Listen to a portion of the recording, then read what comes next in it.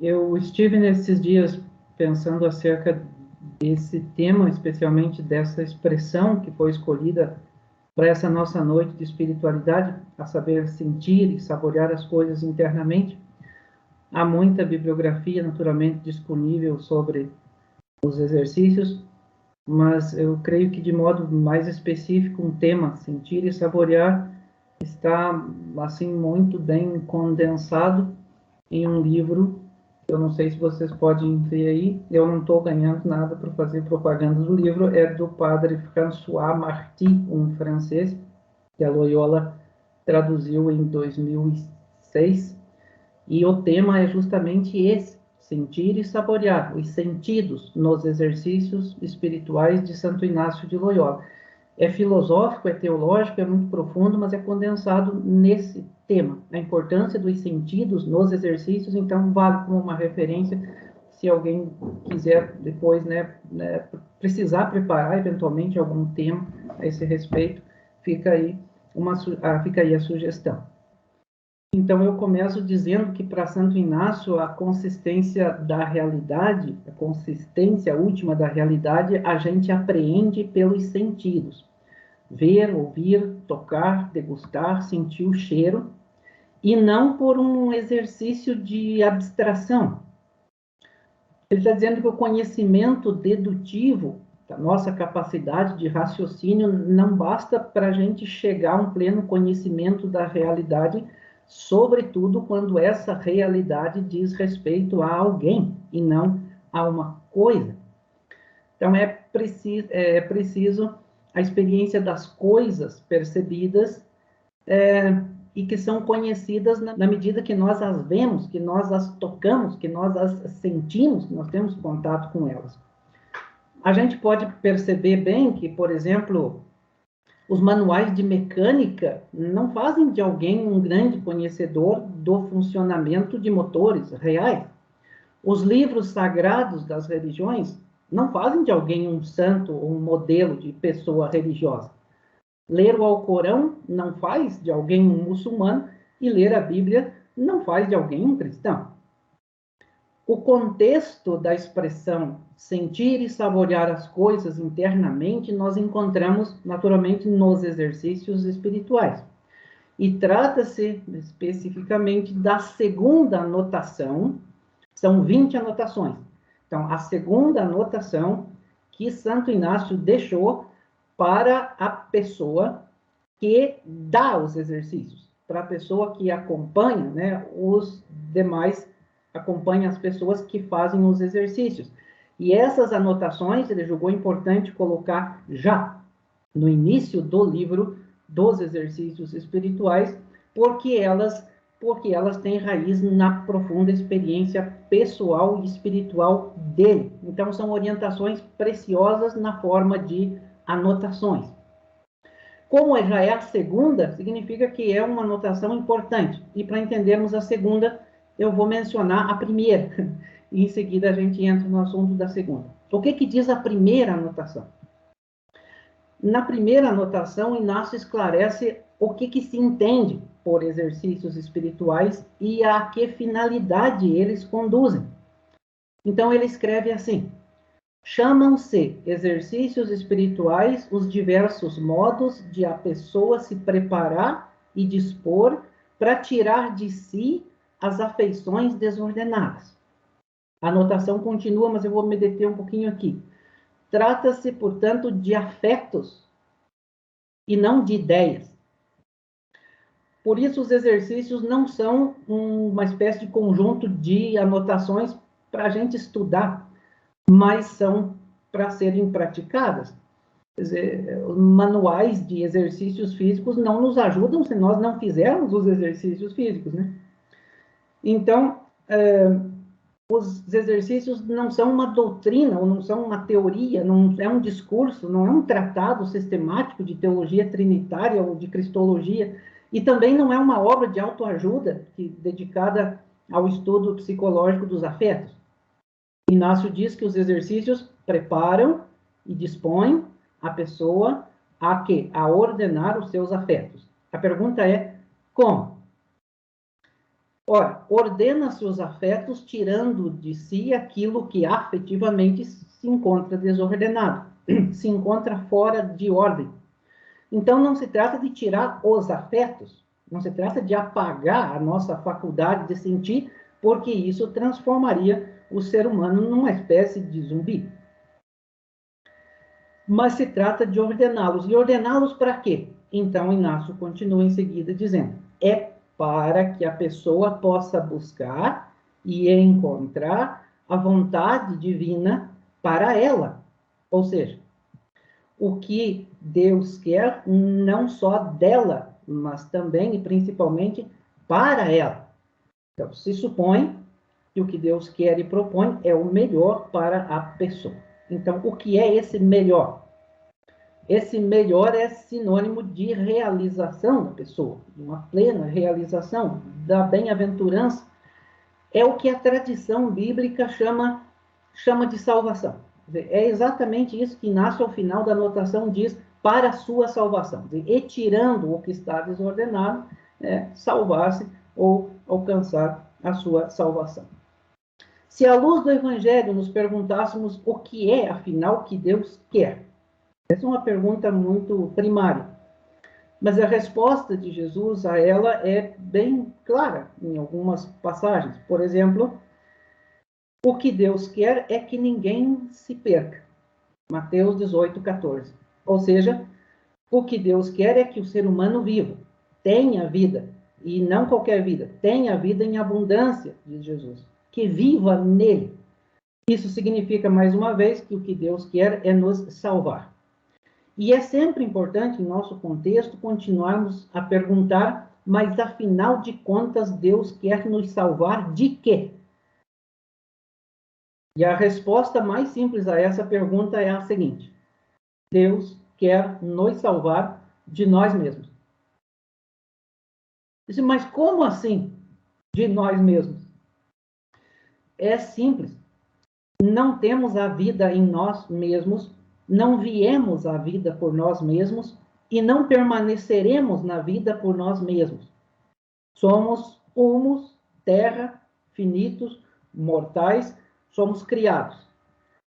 Cito: quem quiser salvar a sua vida vai perdê-la, disse Jesus. E certamente isso foi um escândalo dizer uma coisa dessa. Porque logo em seguida, Pedro toma a palavra e pergunta: mas e então? Quem é que pode salvar-se? E Jesus, com todas as letras, responde a Pedro, aos demais apóstolos e a cada um de nós. Ele diz: ao ser humano, isso, ou seja, o salvar-se, não é possível. Então, nós, os humanos, não somos Deus. Só Deus tem vida em si mesmo, só Deus é plenitude de vida. Se Ele não nos der de sua vida, não nos der o seu Espírito, morreremos para sempre. Foi fundamentalmente isso que Jesus disse do seguinte modo: se eu, realizando a vontade do meu Pai, de salvar a todos, não vos der a vida, não vos der a minha vida, o meu Espírito, vós não tereis, como nunca tiveram, a vida em vós mesmos. Ou ainda, quem me recebe, este diz sim à vontade de Deus e recebe o que é de Deus. O que é de Deus é o Espírito de Deus. Que Espírito? O Espírito da filiação. Por quê? Porque é o Espírito do Filho. E assim, aí o que é que acontece? E aí nasce para Deus, ou para usar uma expressão de São Paulo, torna-se da família de Deus. Tudo isso, sem dúvida, é maravilhoso. Então, a salvação é dom de Deus, e é um dom que Deus quer dar, e que só Ele pode dar, porque trata-se do dar da sua vida divina. Mas isso tudo pode ser muito abstrato se eu, se você, se cada um, se cada uma, concretamente não entrar em cena. Só Deus pode dar o que é dele, mas também só eu posso recebê-lo. O dar-se de Deus precisa ser dar-se a mim, de modo que ninguém pode receber, assim como ninguém pode rechaçar. Ninguém pode receber esse dom no meu lugar. Ninguém me substitui. Ninguém que seja um simples mortal como eu pode me salvar. E agora vamos ver, então, a segunda anotação que nos ocupa mais de perto na reflexão de hoje. Santo Inácio escreve assim, um pouco talvez difícil a citação, mas a gente logo percebe o sentido dela. Ele diz: quem propõe a outro a ordem e o modo, ou seja, quem propõe ao outro o método do quê? O método de rezar, o método de meditar ou contemplar. Quem propõe ao outro esse método deve fazer o quê?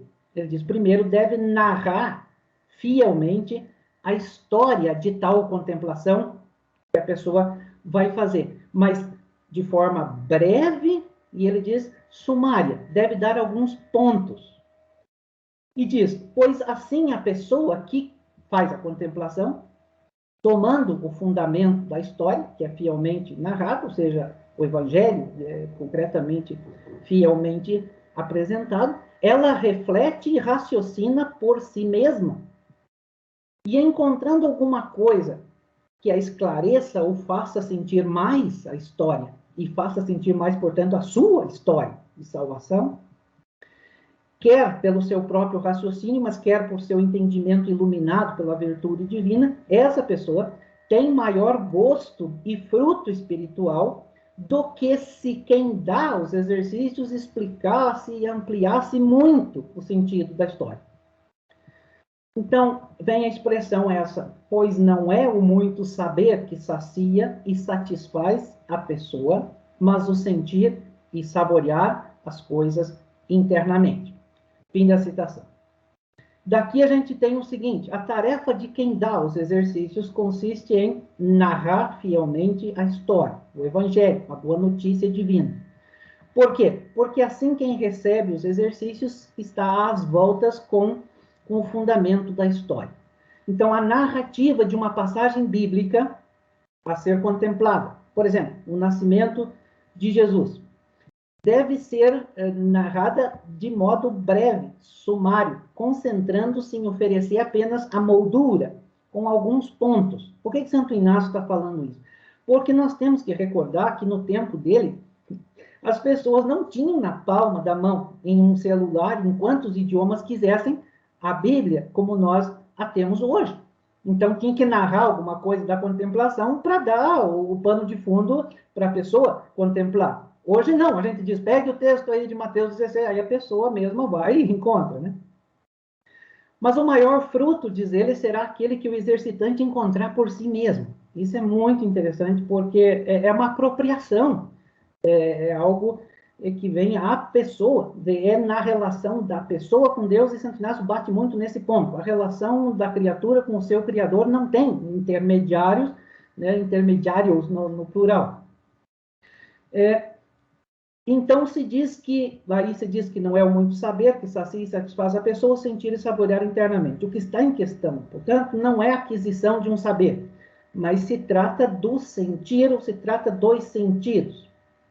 Com efeito, quando se trata de sentir e de saborear, mais uma vez, ninguém pode fazê-lo no meu lugar.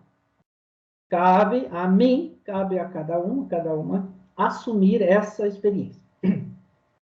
Note que Santo Inácio começa a falar em aplicação dos sentidos e no uso, portanto, dos sentidos, ou da faculdade dos sentidos, especialmente quando começa a segunda semana dos exercícios, em que o exercitante vai ser confrontado, no bom sentido, vai se haver com a vida do nascimento à morte. A morte seria lá na terceira semana, mas começa os exercícios com a vida de Jesus. Então, as contemplações da vida de Jesus Cristo, narrada nos evangelhos, são as mais propícias para a chamada aplicação dos sentidos. Que sentidos? Ora, os sentidos, a visão, a audição, o tato, o gosto, o olfato. A gente podia perguntar agora, mas como é que isso funciona se Jesus não está hoje aqui ou ali para que eu possa vê-lo, ouvi-lo, tocá-lo? Então, é claro que Santo Inácio não está fazendo confusão aqui, ele usa o termo aplicar os sentidos da imaginação.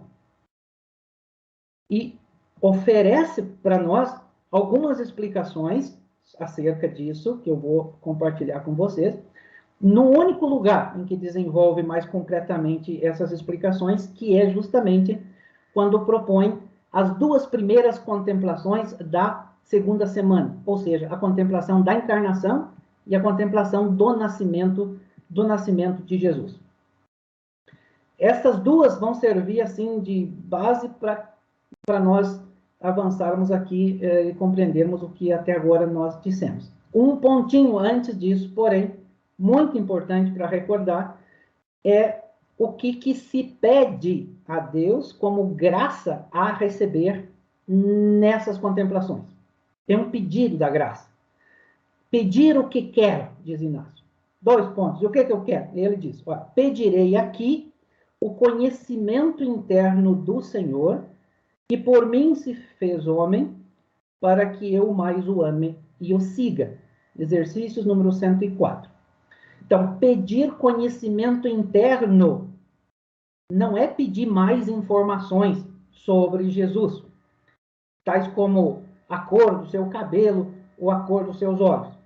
Não. Trata-se de conhecer, pedir o conhecimento do coração de Jesus, os sentimentos de Jesus, o amor de Jesus, o viver de Jesus. Então, ele diz que deve narrar brevemente a história para que o exercitante, então, vá descobrindo por si mesmo. O que ele propõe? Como breve narrativa da história a ser contemplada na encarnação, o exercitante é convidado a considerar o seguinte: considere como as 3 pessoas divinas olham o mundo e como elas veem os homens e as mulheres se perderem na vida e perderem a vida no desespero de inutilmente querer por si mesmo salvá-lo. E como se determinam eles, como as pessoas decidem que a segunda pessoa divina se faça homem para salvar o gênero humano. E, finalmente, então, o anúncio do mensageiro divino, o anjo Gabriel, a Maria. E para a breve narrativa do nascimento de Jesus, convido o exercitante a considerar Nazaré, Maria grávida do Filho de Deus, que parte de Nazaré com José, rumo a Belém, para atender o edito de César Augusto, e que, estando em Belém, cumpriram seus dias dela, cumpriram seus dias para o parto, nasce Jesus. Então, agora, com essa proposta, nessa breve narrativa dessas contemplações, Inácio nos ensina como aplicar os sentidos da imaginação. Em 4 pontos.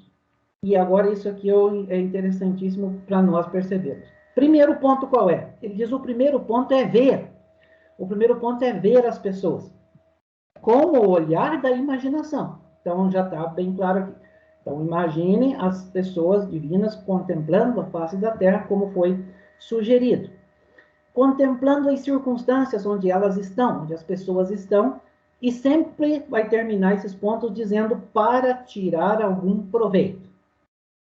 O segundo ponto, trata-se de ouvir. Ouvir o quê? Ouvir o que elas falam ou que poderiam falar. Para quê? Para tirar algum proveito. Terceiro ponto. Agora, é sentir e saborear com o olfato e o paladar o quê?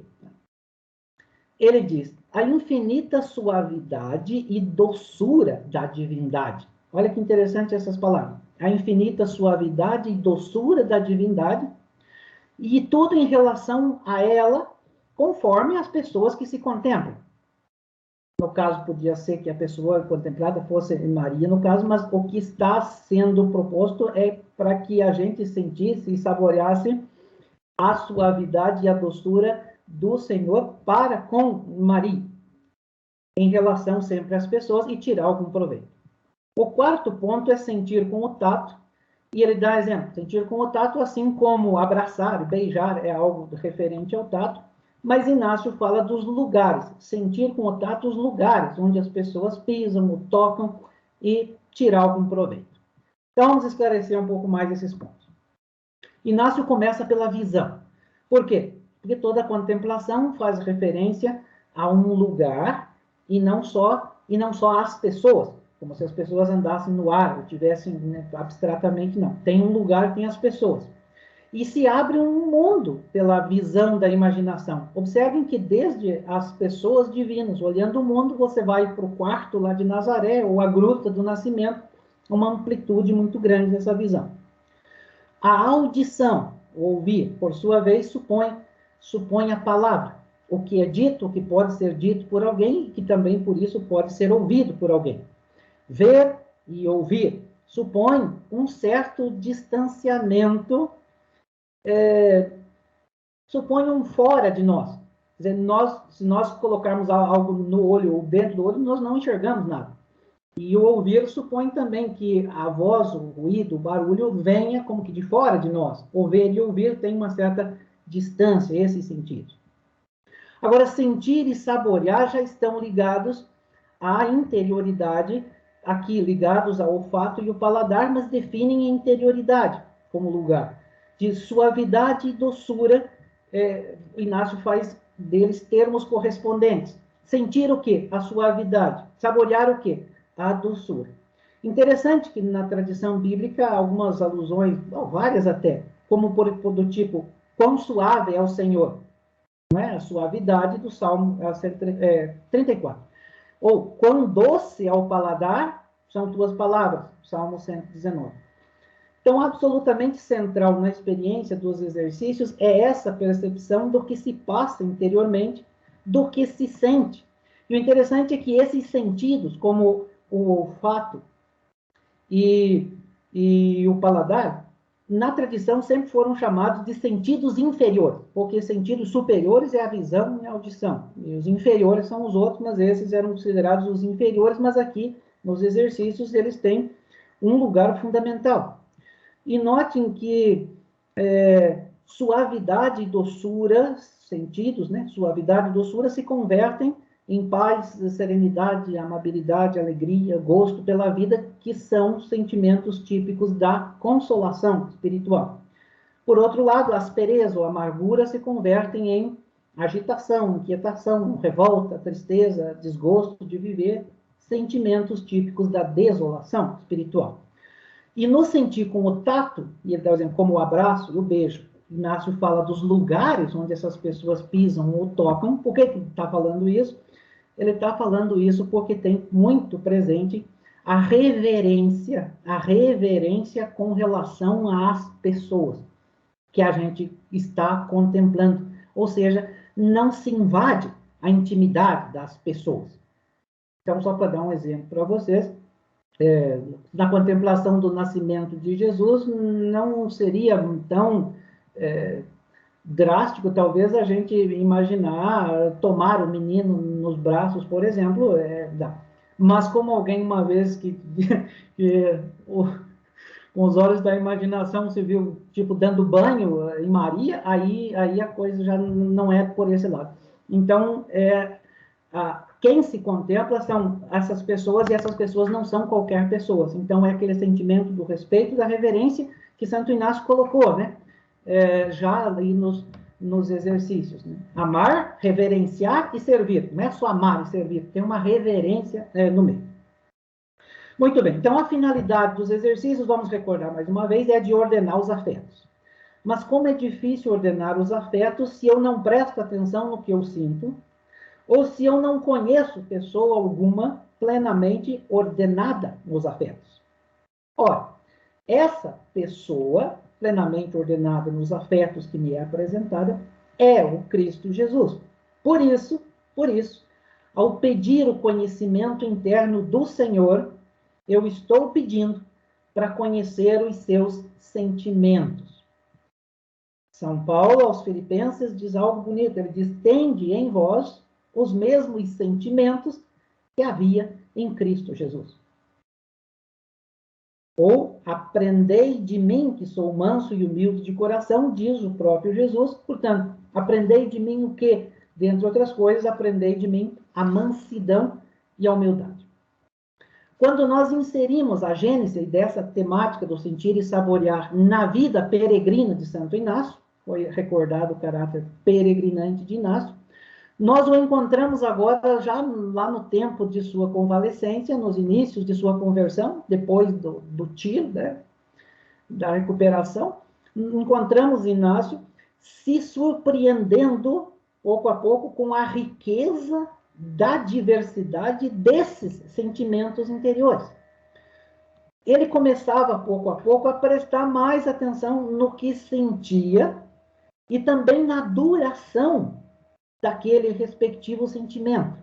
Por exemplo, diz lá na autobiografia, quando imaginava conquistar altos postos aí da carreira militar, prestígio, honra, a fama, o poder, o casar-se com uma princesa, etc., ele sentia-se contente, sentia prazer com tais pensamentos. Mas ele diz, no entanto, esse contentamento não durava mais que o decorrer do tempo em que estava pensando naquelas coisas. Por outro lado, vocês sabem que ele pediu alguns livros para ler, foi-lhe dado a vida dos santos e uma vida de Cristo, um livro da vida de Cristo.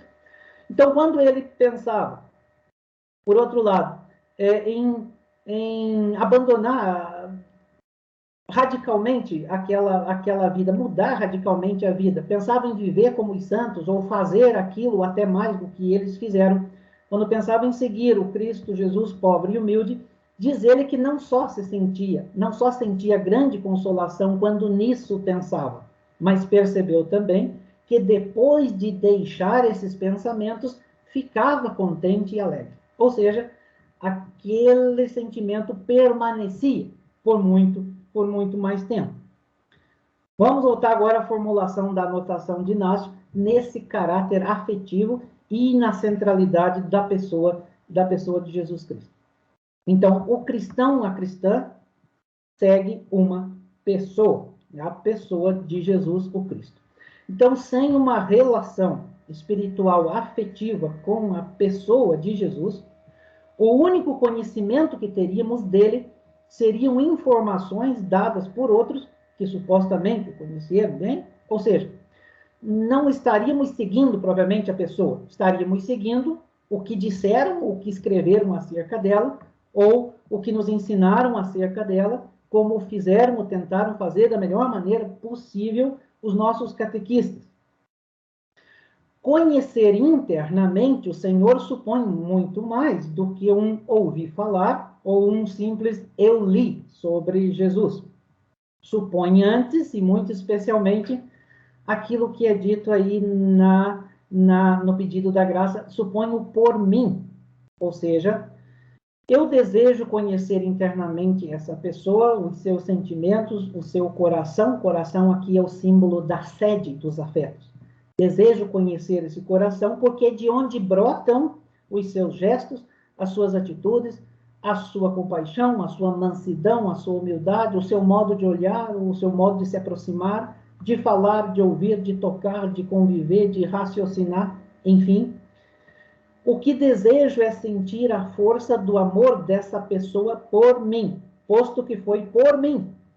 Não por outro, foi por mim que ele se fez homem, para que eu pudesse segui-lo e amá-lo, e seguindo-o e amando-o, encontrasse nesse seu amor por mim a paz, a saciedade da alma, o que sacia a alma, que, como disse Santo Agostinho, a alma que não encontra a paz enquanto não repousa num fundamento, quando não repousa no amor de Deus. Então, olhando para os afetos, sabemos que o amor é o mais poderoso dos afetos. E por isso se diz do próprio Deus. Deus é amor. Ora, se Deus é amor, então o Cristo Jesus é o amor encarnado de Deus por mim. E, ao mesmo tempo, é o modelo do ser humano que corresponde a esse amor, que faz a vontade, que realiza a vontade do Pai, que está plenamente ordenado nos seus afetos. Por que está totalmente ordenado nos seus afetos? Porque ele está fundamentalmente orientado para Deus e não encerrado em si mesmo. Por isso, esse libertar de nós no começo é importante, porque se trata justamente de mudar o foco de referência, né? não está encerrado em si mesmo. O lugar do amor, para dizer em termos anatômicos, não é imediatamente o nosso cérebro, mas é o nosso coração. E é aí que Deus escreve, para usar uma expressão bonita de uma carta de Paulo, é aí que Deus escreve Cristo em nós. É aí no coração que Deus escreve o Cristo em nós, e a interpretação correta dessa escritura divina passa pelo nosso sentido interno. Então não basta eu saber, Deus escreve no coração. Não, a questão é que eu tenho que interpretar, sentir, passa pelo sentido interno. Muito bem. Se nós ignoramos o que se passa dentro de nós, não descobrimos as verdadeiras causas dos nossos desafetos, das nossas inquietações, os medos, os receios, as angústias, as crises existenciais. Nós não identificamos a doença espiritual e nem nos damos conta da nossa hipocondria religiosa. Ou seja, nós simplesmente vamos buscar adquirir mais um medicamento no mercado religioso, que é enorme, de preferência vindo da Terra Santa. Alguma coisa como um frasco de água do Rio Jordão, que promete matar a sede espiritual, ou um pacote de azeitonas do Monte das Oliveiras, que promete, então, saciar a fome espiritual. Marta, Marta, tu andas preocupada e agitada por muitas coisas. No entanto, uma só coisa é necessária. Maria escolheu a melhor parte, esta não lhe será tirada. Está aí no Evangelho de Lucas, capítulo 10. Maria escolheu o quê? Maria escolheu estar aos pés do Senhor e ouvir as suas palavras. E ele lhe falava ao coração. Encostada aos pés de Jesus, tato. Maria não somente via, visão, e ouvir Jesus, mas muito especialmente sentia e saboreava a suavidade e a doçura do amado de Deus, que tanto a amava e que ela aprendeu a amar. Essa é a melhor parte.